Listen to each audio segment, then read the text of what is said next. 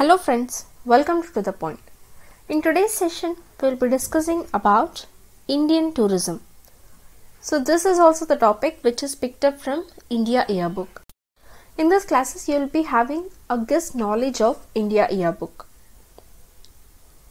So in this particular session, we will be discussing about tourism. So what do you mean by tourism? Tourism means people traveling for fun, we can say. So it includes activities like sightseeing, camping, trekking and so on. So people who travel for fun, they are called as tourists.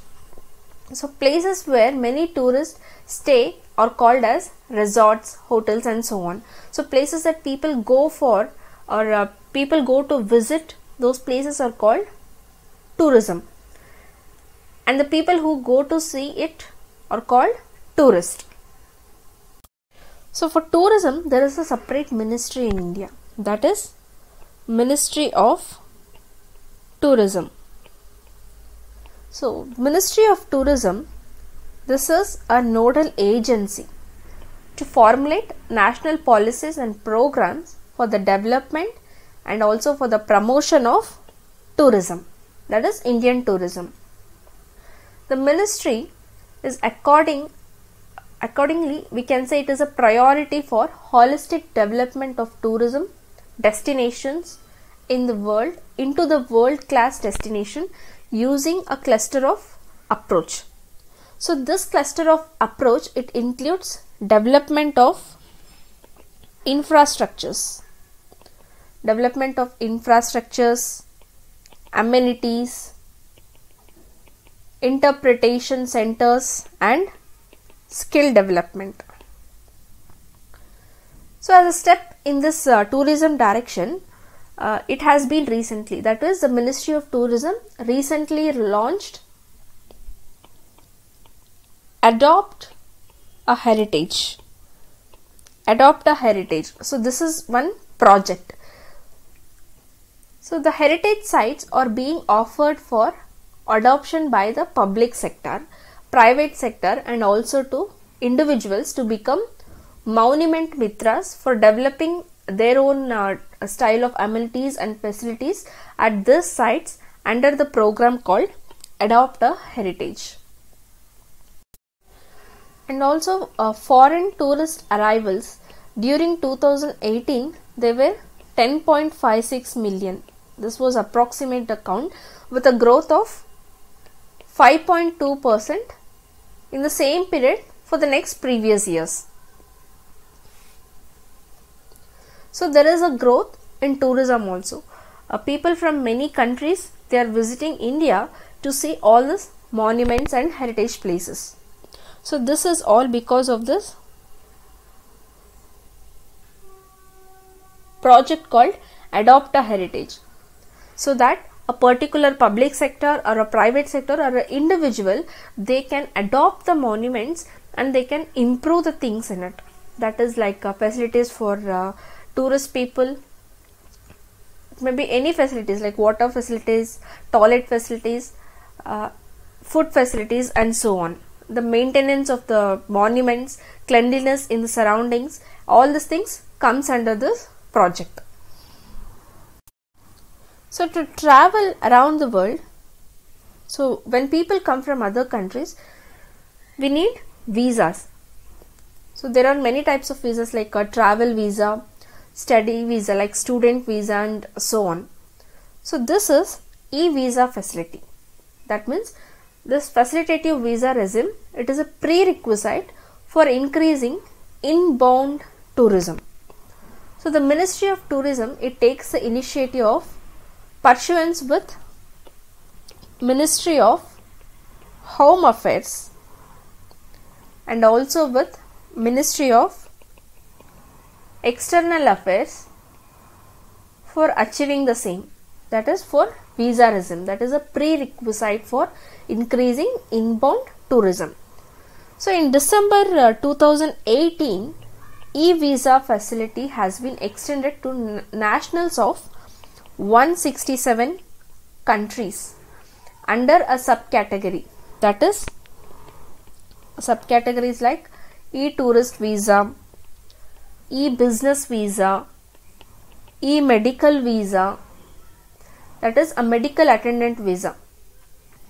So this is for business people, and this is for the people who come for tourism, and this is for medical attendant, that is people, those who come from other countries for India to take treatments and so on. And there is also other visa called e-conference visa. So all this visa comes under this e-visa facility.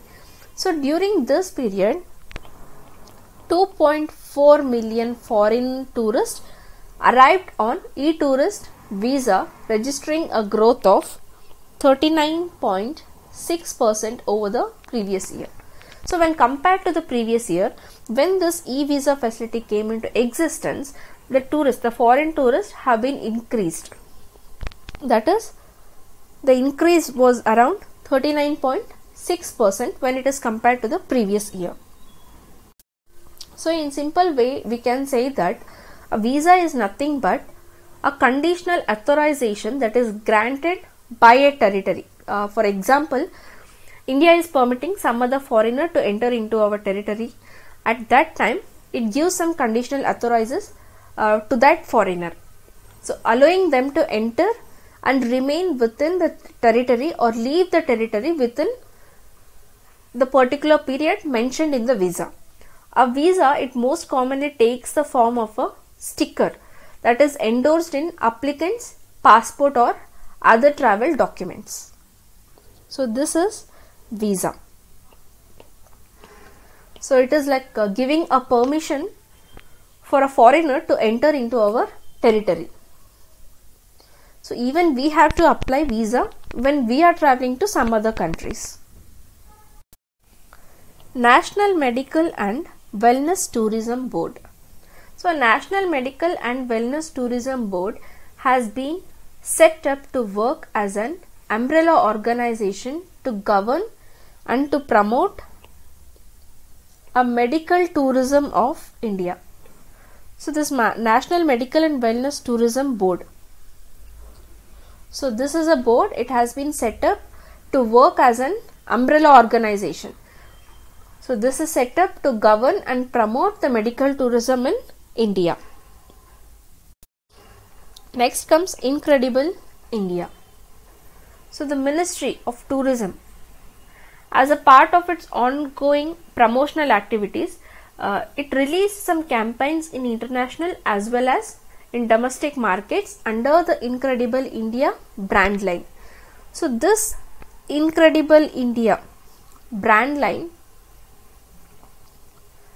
it is released as a campaigns because to promote various types of tourism destination and products of India, so that it can increase foreign tourist arrivals, and the domestic visits also will get increased within the country. Domestic visits is nothing but we Indians traveling to different parts of our country for the purpose of tourism. This is called domestic visits by Indians. So if some other person is coming from foreign, he become a foreign tourist. We become a domestic tourist. We Indians become domestic tourist. Swadesh Darshan. So Swadesh Darshan, it is a scheme under the Ministry of Tourism, Government of India. So the Swadesh Darshan scheme, it has a vision to develop a theme-based tourist circuits on the principle of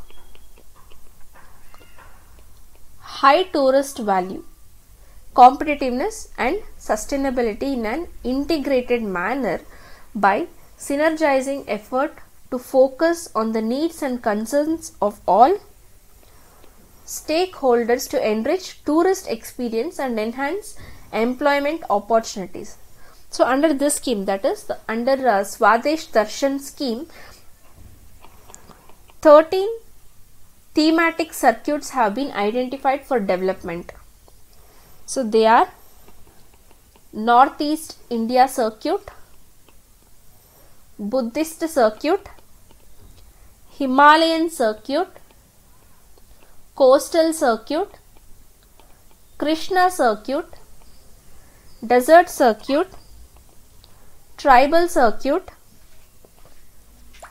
eco circuit, wildlife circuit, rural circuit, spiritual circuit,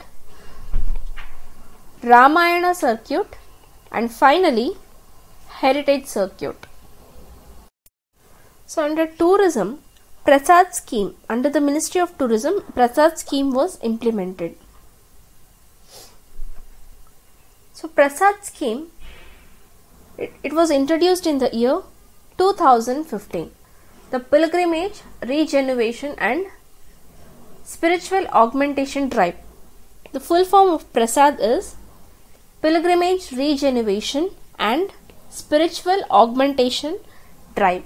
So it is a government scheme that focuses on identifying and developing the pilgrim sites across the country to enrich the religious tourism experience. So it was launched by Union Ministry of Tourism. So it aims at integrated development of pilgrimage destinations in planned, prioritized and sustainable manner to provide complete religious tourism experience.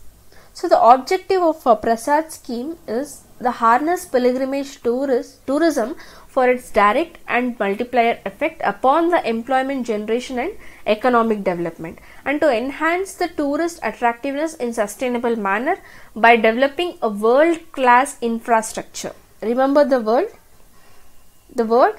world-class infrastructure in religious destination. And also the objective of a Prasad Scheme is to seek and to promote local art, culture, handicraft and cuisines. So funding for Prasad Scheme. So for funding, Ministry of Tourism provides central financial assistance to state governments for promoting tourism at identified destinations. For components within public funding under this scheme, central government will provide 100% fund.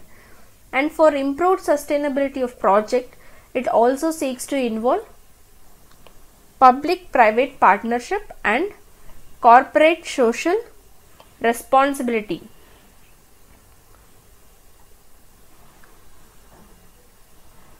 So for the improvement of this project, that is a Prasad Scheme, the government it seeks to involve. It is seeking public-private partnership as well as the corporate social responsibility. Next is India Tourism Mart. So in India Tourism Mart, the first edition of India Tourism Mart 2018, it was organized by Federation of Associations in Indian Tourism and Hospitality with the support of Ministry of Tourism and as well as with the support of state governments and union territory administrations in New Delhi. So it provided a national platform to different tourism stakeholders for interacting with foreign buyers under one umbrella. Next is Swatch Pariyaan App. So this is a mobile app. Swatch Pariyaan App, it is a mobile app. It is operated by Ministry of Tourism. So it is operated by Ministry of Tourism for 25 Adarsh Smarak monuments. It is operated for 25 Adarsh Smarak monuments. The Ministry of Tourism has launched an initiative for providing pre-loaded SIM cards to foreign tourists arriving in India on e-visa. So those foreigners, those who are coming to India, they will be given a pre-loaded SIM cards for using that SIM card in India. So on on applying for e-visa, if they get a visa, along with that they also get a preloaded SIM card. So this initiative, it was launched in 2017 in association with Bharat Sanchar Nigam Limited, that is in association with BSNL, wherein BSNL would distribute preloaded SIM cards to foreign tourists on e-visa. So here every foreigner will get a SIM card of BSNL along with his e-visa. So this initiative, it is aimed at providing connectivity to foreign tourists and to enable them to stay in touch with their family and friends, and also help them out to contact with 24/7 multilingual toll-free helpline for Ministry of Tourism for any assistance and any guidance during their time of distress or any medical emergencies and so on. So this is about the tourism in India. So in the next session, let's discuss about some other interesting topic. Thank you.